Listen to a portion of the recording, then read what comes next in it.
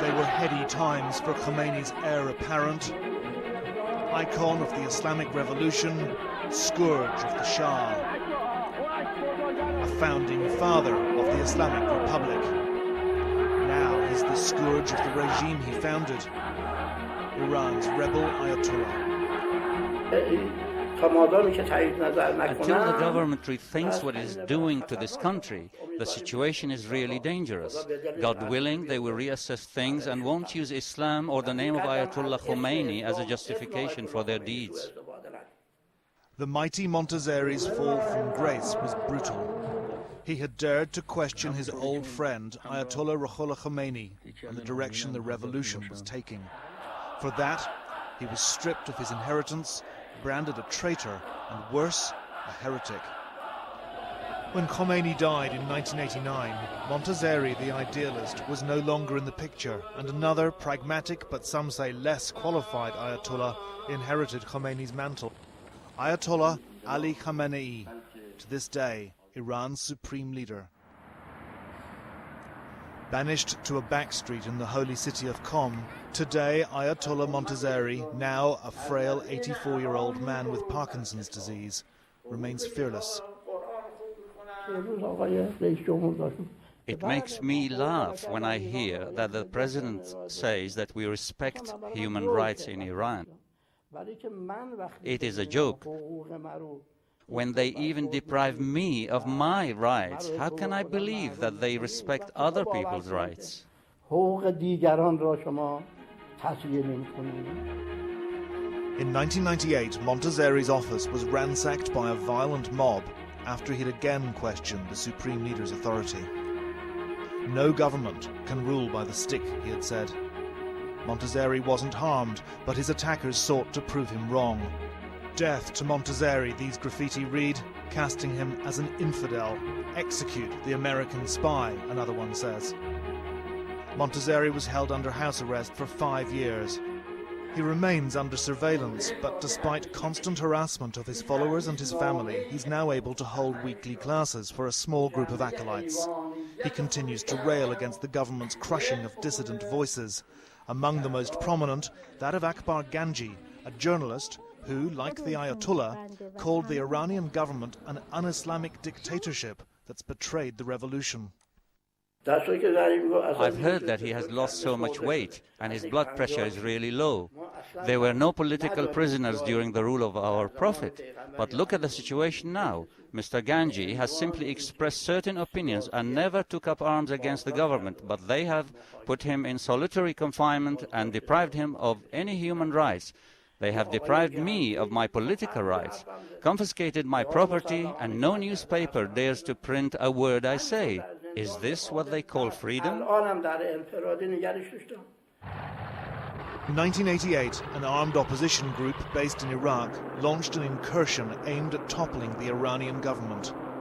It failed, but the attack gave Ayatollah Khamenei a pretext to purge thousands of jailed opponents, executed on his orders.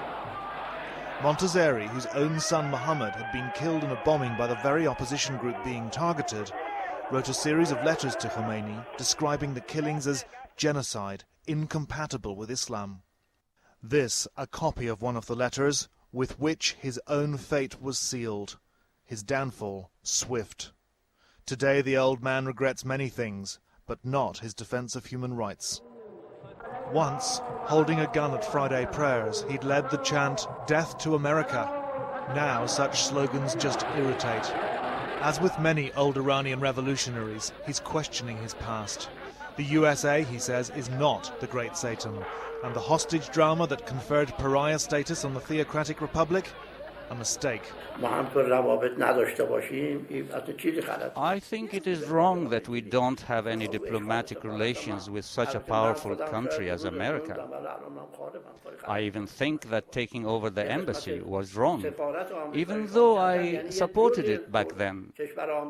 Occupying the embassy meant that we occupied part of that country. I'm out of power now, but those who are in power should try to find a diplomatic solution to these problems.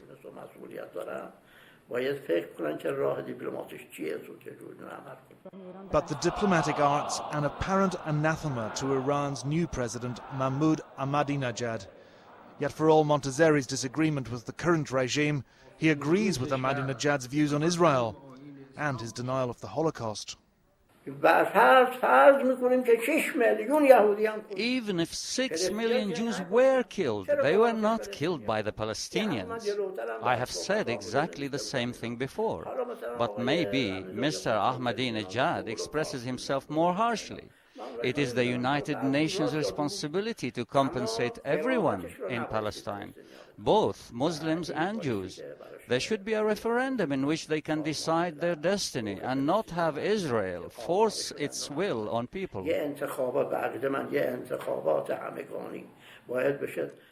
And as to the explosive issue of Iran's nuclear intentions, well, the Grand Ayatollah sees eye to eye with the leadership on this one too, sharing the popular belief that Iran's being bullied by hypocrites, America chief among them.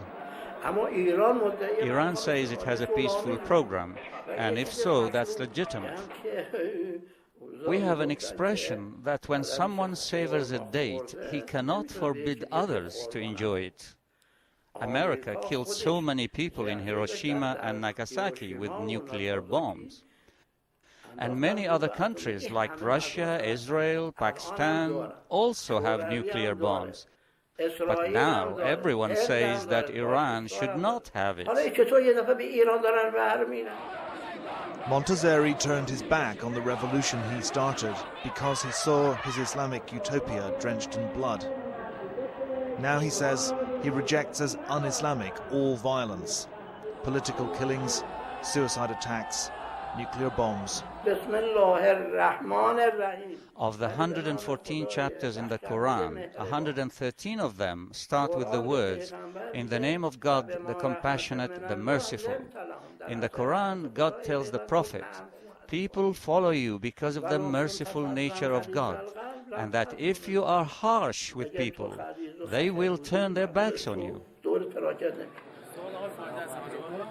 Hussein Ali Montazeri believes they've been too harsh, and as he rejected his inheritance, so now he sees the children of his revolution rejecting theirs, turning their backs on what they'd been bequeathed.